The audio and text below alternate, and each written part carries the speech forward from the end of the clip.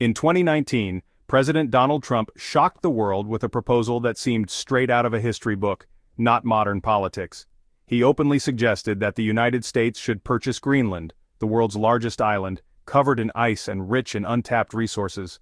Trump viewed the move as a bold, strategic real estate deal, reminiscent of America's past land acquisitions. But for Greenland and Denmark, the idea was more than just surprising. It was deeply offensive, a direct challenge to their sovereignty and national pride. The offer was swiftly and unequivocally rejected.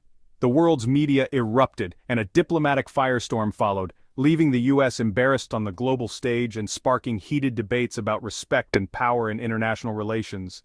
This wasn't just a flippant remark or a passing thought, it was a window into a new, transactional American foreign policy, where deals and assets seemed to matter more than history or relationships. The Trump administration began to treat alliances and territories as commodities to be bought, sold, or leveraged, rather than as partnerships built on trust and mutual respect. The bluntness of the offer bypassed centuries of diplomacy, ignoring Greenland's unique culture and its people's deep values of autonomy, self-determination, and connection to their land.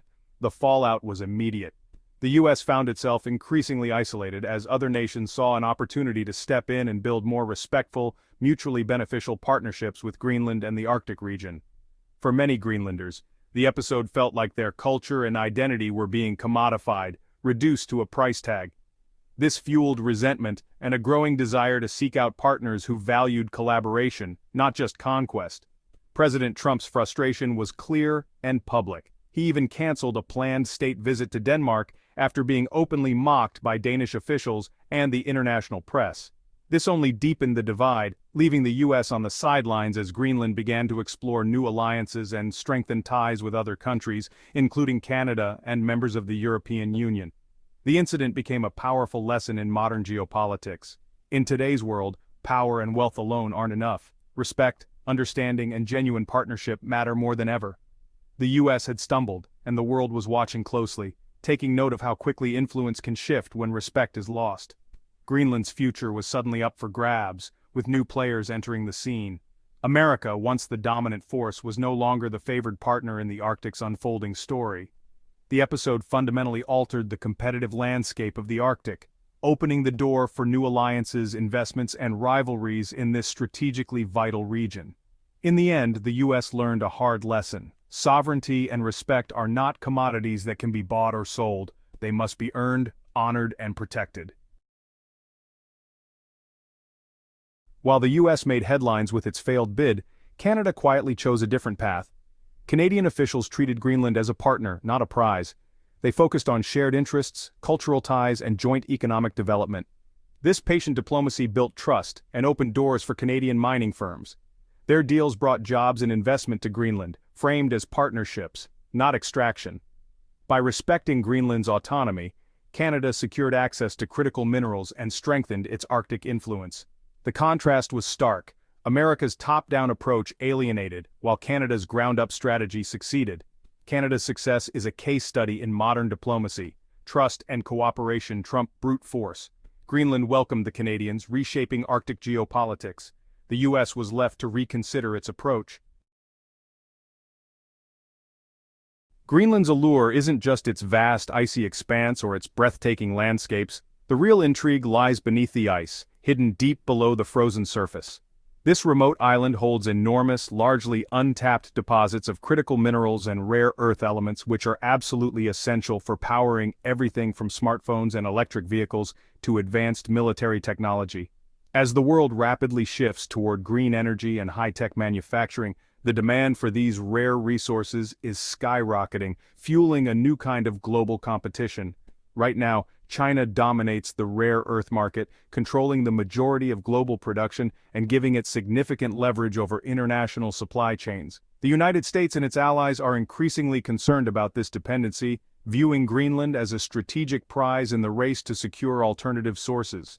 The Trump administration's high-profile push to acquire Greenland was part of a broader effort to counter China's dominance and ensure access to these vital materials. For the U.S., securing Greenland's resources is seen as crucial for maintaining technological leadership and safeguarding economic security in an increasingly competitive world. This fierce competition for minerals isn't limited to the Arctic. Similar races are unfolding across Australia, Africa, South America, and beyond as nations scramble to secure their own supplies. Yet Greenland's unique combination of mineral wealth and strategic location at the top of the world makes it especially important in this global contest. The worldwide scramble for these resources is redrawing old alliances, creating new rivalries, and reshaping the geopolitical landscape. For Greenland and its people, the stakes have never been higher, as the world's attention turns to what lies beneath their ancient ice. Greenland's value goes far beyond its rich mineral resources. Its true worth lies in its strategic location, which is nothing short of geopolitical gold. Nestled between the icy Arctic and the stormy Atlantic, Greenland sits at a crossroads that has long made it a key vantage point for military monitoring and global navigation. The United States has maintained Thule Air Base here since the Cold War, using it as a linchpin for missile detection, satellite tracking, and projecting power across the Arctic. This base is not just a relic of the past, it remains vital for early warning systems and defense today. As climate change accelerates and Arctic sea ice melts, new shipping lanes are emerging. These routes promise to shorten global trade paths, making Greenland even more critical for both economic opportunity and international security. Meanwhile, Russia is rapidly expanding its military presence in the Arctic, building new bases and deploying advanced weaponry. China, too, is investing heavily, sending icebreakers northward and eyeing these new sea routes as part of its ambitious Polar Silk Road initiative. For the United States, forging a strong partnership with Greenland is more important than ever. It's essential for countering these rising rivals, monitoring military activity, and ensuring the security of the region. The GI-UK gap, Greenland, Iceland, and the UK, remains a strategic choke point for naval access between the Arctic and the North Atlantic. Control of this passage is crucial for both defense and the movement of global fleets. Whoever commands this region effectively controls the North Atlantic, shaping the balance of power across the Northern Hemisphere. The Trump administration's headline-grabbing attempt to buy Greenland may have seemed clumsy, but it highlighted the island's immense strategic value, even if the diplomatic approach left much to be desired. As the Arctic continues to open up, competition among nations will only intensify, with more countries vying for influence, resources, and control over these new frontiers. In this new era, Greenland stands as the pivot point for global power in the North, a place where the future of international strategy, security, and commerce will be decided. The Trump administration's America First policy marked a sharp break from tradition. Foreign relations became business deals, judged by immediate American gain. The Greenland offer was the ultimate expression, treating sovereignty as a commodity. This transactional mindset alienated allies who felt their partnerships were being reduced to mere bargains. European leaders questioned America's reliability, and some began seeking more independent policies. The long-term impact: America risked isolating itself, weakening the alliances that once amplified its power. The Greenland episode was a warning. Relationships can't be bought or bullied. In a complex world, transactional tactics can backfire. America First wasn't just about diplomacy, it shaped trade policy too. Tariffs on Canadian steel and aluminum sparked a trade war with a close ally. The goal was to protect U.S. manufacturing, but higher costs hit American companies and consumers. Canada retaliated with tariffs on U.S. goods and sought new markets, reducing its reliance on America. The result: strained relationships, higher prices, and uncertainty for businesses on both sides. Trade wars rarely produce clear winners. Protectionism can backfire. Canada's pivot to other markets could have lasting consequences for U.S. economic influence. The episode revealed the complexity of global trade. Actions meant to help at home can hurt abroad. Even well-intentioned policies can have costly, unintended effects. The lesson: economic strength depends on cooperation, not confrontation. For Greenland's 56,000 people, global interest is both opportunity and threat. Mining could fund independence, but it risks damaging a fragile Arctic environment. Greenlanders worry foreign companies may not protect their land and sea. Environmental concerns shape local politics. Partners must prove they'll develop responsibly. Trump's offer reinforced Greenlanders' desire for self-determination. They want development on their terms, with benefits flowing to their communities.